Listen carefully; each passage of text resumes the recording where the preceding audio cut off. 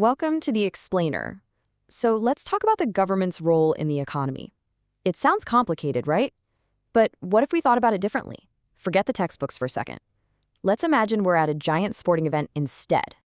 Seriously, picture our entire free market system as a huge, fast-paced game. You know, like a worldwide soccer tournament or the biggest basketball championship you can imagine. Now, in this game, all the businesses out there, they're the players. Yeah, everyone from that little coffee shop on your corner to the giant tech companies. They're all on the field trying to win you over.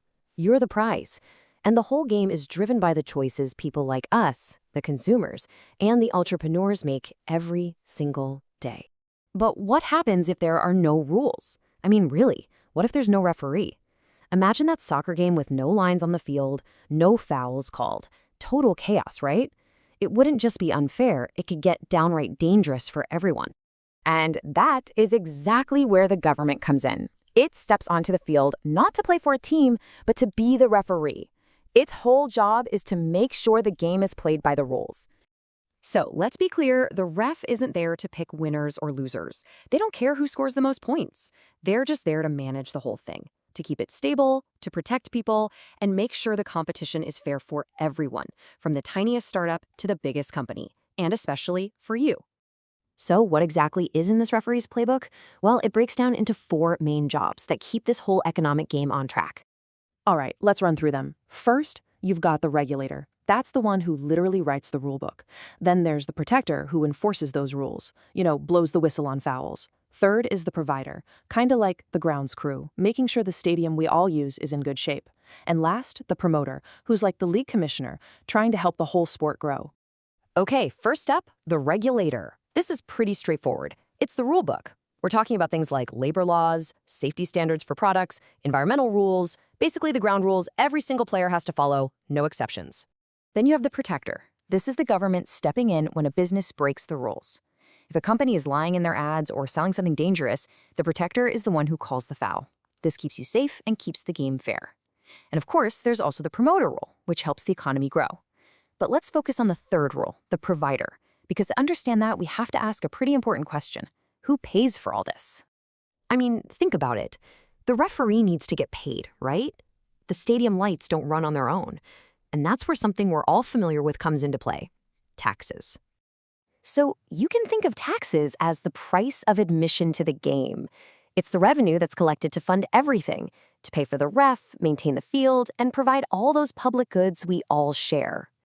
And this is the basic deal, right? We pay in through things like income taxes and corporate taxes, and that money lets the government act as a provider.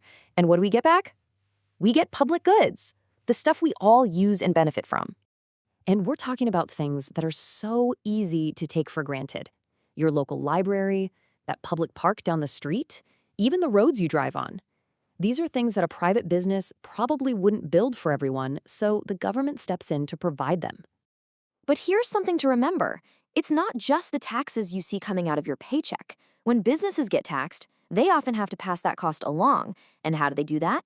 Usually by raising prices. So one way or another, we all chip in to cover the costs of running the game. Okay, but let's be real. Nobody likes every call the ref makes. A rule that's there for safety might feel like it's just slowing things down, right? And this gets us to the heart of a huge, ongoing debate. This is the big dilemma for our government referee. How do you balance making the game safe and fair with keeping it fast-paced and innovative? It's a massive trade-off. You can see the 2 sides of the coin here. The benefits are huge. Rules give us things like worker safety, fair competition, and protect our environment. But there are costs, too. Regulations can slow businesses down, they cost money to comply with, and sometimes that means higher prices for us. It's a really tough balancing act. So if you're an entrepreneur, you have to be an expert on the rule book. It's just part of your game plan. You have to figure out how to follow all the rules and still stay competitive. It's a huge part of running a business. And, this idea of economic thinking isn't just for business owners. Understanding this whole balancing act between benefits and costs is, it's pretty crucial for being an informed citizen. These decisions affect all of us, every day. So what's the perfect call in the game of economics? Honestly, there's no simple answer. The goal is always to find that sweet spot, that perfect balance between a game that's booming and growing, but also one that's fair and safe for everyone involved. And the big question we all have to think about is, where exactly do we draw that line?